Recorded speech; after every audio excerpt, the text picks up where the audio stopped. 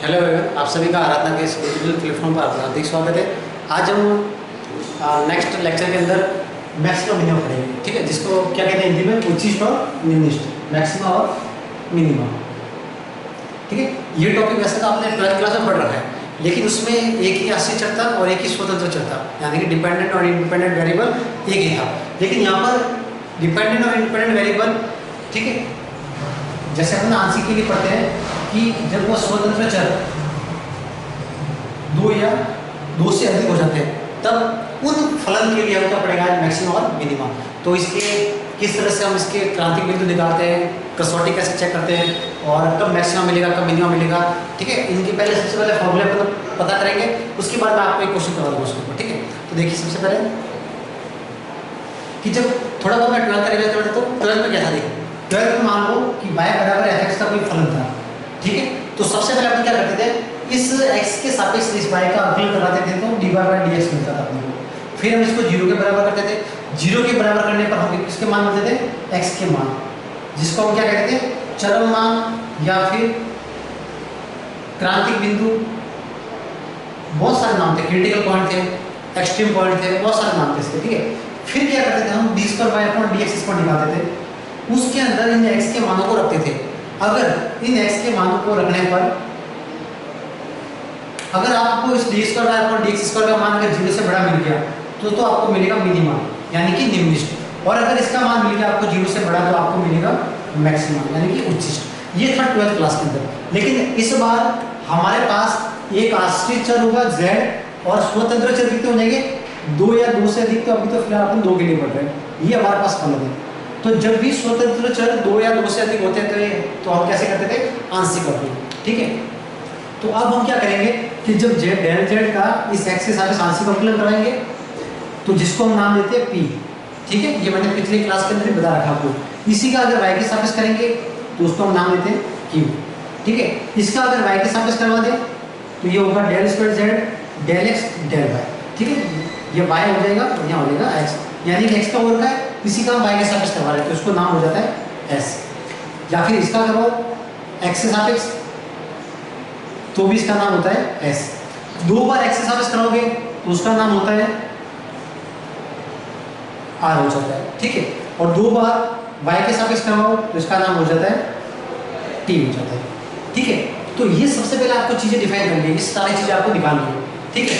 फिर क्या करेंगे हम, देखिए मैं आपको थोड़ा बता देता हूँ, ये मैं मिटा रहा हूँ, ठीक है। अब देखिए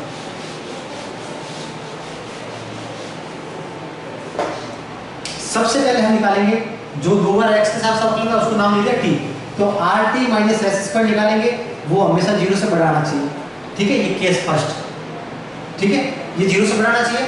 साथ में r का मान 0 से बड़ा आना चाहिए, किस पॉइंट पर, माना बिंदु क्या है, x, a, b पर, क्योंकि आप जब dy/dx करते थे तो x के मान निकलते थे, लेकिन अब हमारे पास चर कितने हैं, x और y 2 चर हैं, तो जब सॉल्व करेंगे आंशिक अवकलन को तो उनके साथ में पॉइंट क्या आएंगे, x और y के, किस पॉइंट पे आएंगे, मान लो a और b पॉइंट आएंगे, तो हम इसको चेक करेंगे a और b पर, ठीक है।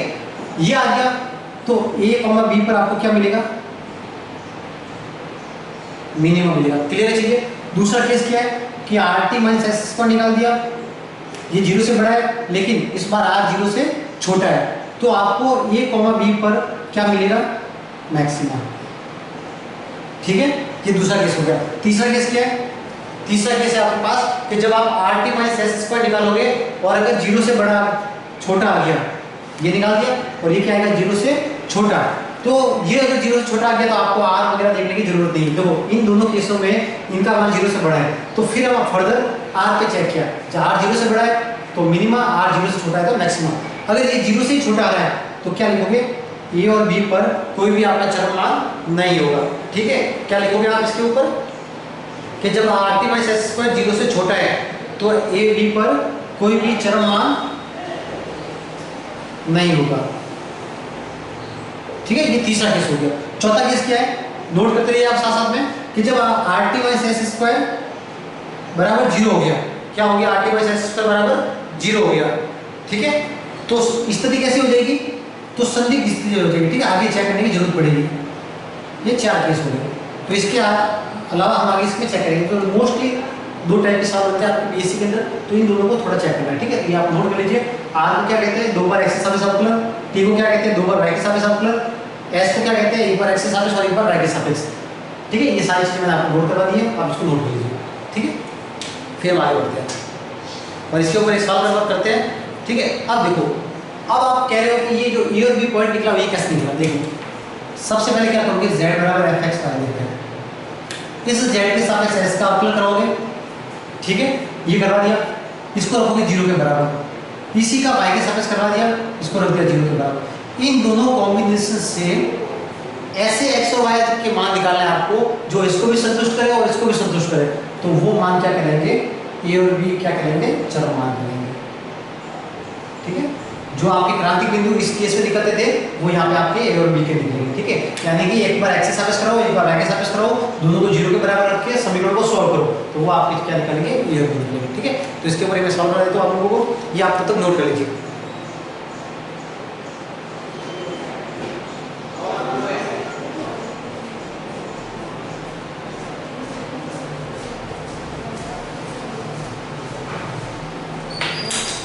नोट कर लीजिए आप बराबर से। अब देखिए इसके ऊपर सवाल करते हैं अपन,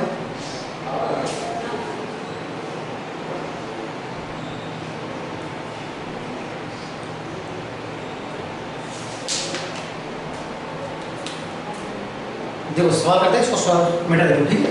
इसको थोड़ा आपको याद रखना है, ठीक है, कि किस तरह से मान निकालते हैं, किस तरह से मान नहीं निकालना आपको। देखो ये सवाल लेके चलता हूँ मैं, देखो सवाल है आपके पास u बराबर एक्स वाई प्लस ए क्यूब 1/x प्लस 1/y, ठीक है। अब देखो एक्स वाई दो चर आ गए, तो इसका एक तरह से आंशिक अवकलन होगा, ठीक है। अब आपको इसमें क्या पूछे है कि इसके फलन का निम्नतम मान किस बिंदु पर होगा, यानी कि मिनिमा है या फिर मैक्सिमा है, किस पॉइंट पर है वो पॉइंट चेक करना है, और कितना है वो भी चेक करना है। सबसे पहले तो मिनिमा मैक्सिमा होगा किस पॉइंट पर है, और उन पॉइंट पर मैक्सिमा कितना आ रहा है, मिनिमा कितना आ रहा है, क्या तो ये आएगा यही आएगा, वो चेक करना है आंसर, ठीक है। तो देखिए सबसे पहले वही क्रांतिक बिंदु निकालना है आप लोगों को, तो इस x एक का x के सापेक्ष आंशिक अवकलन करेंगे, तो वैल्यू अपॉन डेल x, ठीक है। इसका x का 1 हो गया, y ऐसा कैसा प्लस a क्यूब, इसमें x नहीं 0 हो गया, 1/x का होता है -1/x², ठीक है। फिर y के सापेक्ष करो, y का 1 हो गया, x ऐसा कैसा प्लस a² क्यूब ऐसा कैसा, इसका हो गया 0, इसका हो गया -1/y², इसी को भी 0 के बराबर रखना है, इसको भी 0 के बराबर रखना है, ठीक है। फिर इससे दो इक्वेशन बनेगी, क्या इक्वेशन बन रही है, y प्लस ए क्यूब प्लस माइनस क्या हो गया माइनस, तो ये बन गया, इसको इस तरफ लेके गए x² y बराबर ए क्यूब, एक तो ये बन गई समीकरण सेकंड बन गई। एक बन जाएगी आपकी इससे x माइनस ए क्यूब अपॉन y² बराबर 0, इसको इस तरफ लेके आए xy² बराबर ए क्यूब। अब देखो ऐसे सवालों में आपको थोड़ा दिमाग लगा के चेक करना है कि यहाँ पे क्या होता है कि जब आप 12th क्लास में तो आपको x के मान मिल जाते थे, लेकिन यहाँ पे x y के मान आपको बहुत मुश्किल तरीके से मिलेंगे। तो आपको क्या करना है, आइडिया लगाना है कि देखो यहाँ पे अगर y का मान ये रखो, x का मान भी ये रखो, तो यहाँ a क्यूब हो जाएगा, यहाँ a क्यूब हो जाएगा, ठीक है। तो संतुष्ट कर गए। यहाँ पे भी देखो अगर x का मान ये रखो, y का मान भी ये रखो, तो a और a हो गया a क्यूब, ये भी संतुष्ट कर गए, ठीक है। पहला पॉइंट तो ये हो गया। ऐसे भी नहीं करना आपको, तो यहाँ से क्या करोगे, y का मान कितना आ रहा है, a क्यूब अपॉन x², वो क्या रखोगे, वो यहाँ रखोगे, तो रखो यहाँ पे x, इसका स्क्वायर करोगे तो क्या आएगा a6, नीचे करोगे तो x4 बराबर a क्यूब, a क्यूब से a6 चला गया, कितना रह गया a क्यूब, इससे ये चला गया कितना आ गया x क्यूब बराबर 1, a क्यूब बराबर x क्यूब, तो तुलना करोगे तो x का मान कितना आ गया, ठीक है। इस x का मान ये कहाँ रखोगे, यहाँ पे रखो वापस, तो y बराबर a क्यूब पर कितना आ गया, ये भी आ गया। अब ये देखो यही तो मान दोनों को संतुष्ट कर रहे हैं, x का मान ये, y का मान ये, यहाँ पे रखो, इसको संतुष्ट कर रहे हैं, a क्यूब संतुष्ट कर दिया, इसको भी रखो, यहाँ संतुष्ट कर दिया। तो मतलब जो भी x और y के मान आते हैं वो इन दोनों समीकरणों को संतुष्ट करने चाहिए।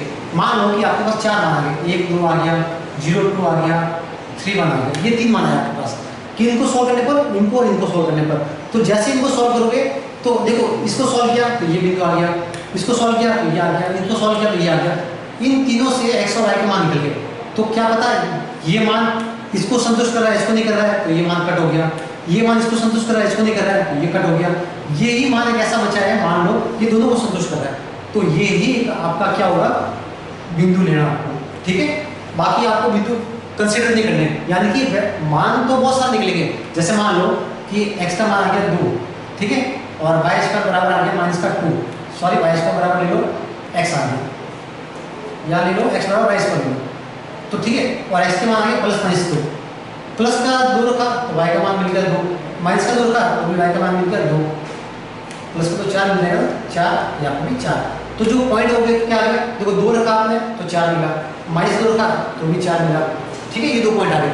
अब इसमें से या तो दोनों संतुष्ट करेंगे या एक आधा संतुष्ट नहीं करेगा, कुछ कह नहीं सकते, वो सवाल पर डिपेंड करता है। तो मान लो ये संतुष्ट करा तो ये लेना, ये नहीं करा तो ये नहीं करना, ठीक है। तो मैंने ये बता दिया कि यहाँ 3 पॉइंट है, तो कोई 2 सारे संतुष्ट कर सकते हैं, कुछ आधे संतुष्ट नहीं कर सकते, तो जो संतुष्ट नहीं करे वो आपको नहीं लेना, ठीक है।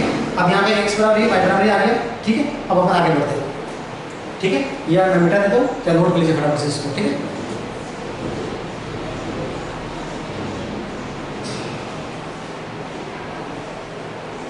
ठीक है, अब देखो, अब सबसे बाद में क्या करेंगे, ये पॉइंट निकल गया आपके। अब देखिए इसका एक बार वापस करते हैं, del square U upon del X square, जिसका मैंने क्या नाम दिया था, आर दिया था, ठीक है। इसमें करो, इसका एक्स के साथ क्या आएगा 0, एक्स है ही, प्लस ए क्यूब ऐसा कैसा 1 अपॉन एक्स स्क्वायर होता है, माइनस का 2 अपॉन एक्स क्यूब, और माइनस माइनस हो गया प्लस, तो ये आ गया 2 अपॉन एक्स क्यूब, ठीक है। अब इस आर का मान निकालना आपको 1, a पर कितना आ गया, a रखेंगे यहाँ पे, y है तो y का मान रखना, लेकिन यहाँ पर खाली x है, तो a क्यूब कट गया, कितना आ गया 2 आ गया, ठीक है। अब देखो s का मान, या तो इसका करो y के सापेक्ष, या इसका करो x के सापेक्ष, ठीक है, एक ही बात है, ठीक है। इसका करो y के सापेक्ष हो रहा है, तो इसका करोगे x के सापेक्ष, इसका x के सापेक्ष हो रहा है, तो इसका करोगे y के सापेक्ष। तो मैं इसका कर रहा हूँ x के सापेक्ष, ठीक है। तो इसमें x नहीं है, 0 हो गया, इसमें x है, कितना हो गया 1, तो r का मान आ गया, s का मान आ गया 1, r का आ गया, s का आ गया। ठीक है, देखो इस y का करना है वापस आपको y के सापेक्ष, तो ये आ गया del square u upon del y square. इसमें x नहीं है, सॉरी y नहीं है, ये हो गया 0। a क्यूब ऐसा कैसा 1 अपॉन y स्क्वायर होता है, माइनस का 2 अपॉन y क्यूब, माइनस और माइनस प्लस हो गया 2 अपॉन y क्यूब। अब वापस t का मान निकालना आपको 1, a पर, y का मान कितना a क्यूब कट गया, कितना आ गया 2 आ गया, ठीक है। अब देखो rt माइनस s स्क्वायर करते हैं अपन, ठीक है। r का मान है आपके पास 2, t का मान आपके पास 2, माइनस s का मान आ गया 1, कितना आ गया 4 माइनस 1 कितना आ गया 3, जो कि 0 से बड़ा है, ठीक है। और साथ में ये पहली कंडीशन होगी, साथ में क्या चाहिए आपको r चेक करना, r कैसा है 2, ये भी क्या है 0 से बड़ा है। तो ये जो पॉइंट है a, उस पर rt माइनस s स्क्वायर पहले नोट कर लीजिए, मैं इसको वापस से लिख देता हूँ, ठीक है। नोट कर लीजिए फटाफट से, नोट कर लीजिए फटाफट से, फिर मैं इसको बैठा देता हूँ। ये आपका एग्जाम्पल फर्स्ट है,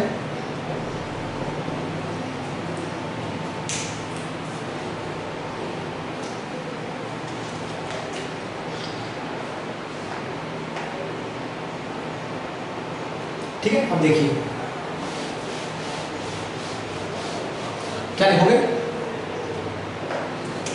a, पर जो बिंदु a, पर rt माइनस s स्क्वायर 0 से बड़ा है, साथ में r 0 से बड़ा है, तो r जैसे 0 से बड़ा होता है तो आपको क्या मिलता है, मिनिमम मान मिलता है। तो क्या मिलेगा, u का निम्नलिखित मान प्राप्त होगा, क्या होगा, निम्नलिखित मान प्राप्त होगा, ठीक है। अब कितना होगा वो पता करते हैं, तो x बराबर a और y बराबर a का रखोगे समीकरण 1 में रखा आपको, तो रखो 1 का मान, u बराबर a into a square plus a cube 1 upon a और 1 अपॉन a, ठीक है। सॉल्व करो इसको, a square plus a cube 1 upon a कितना हो गया 2 अपॉन a, ठीक है।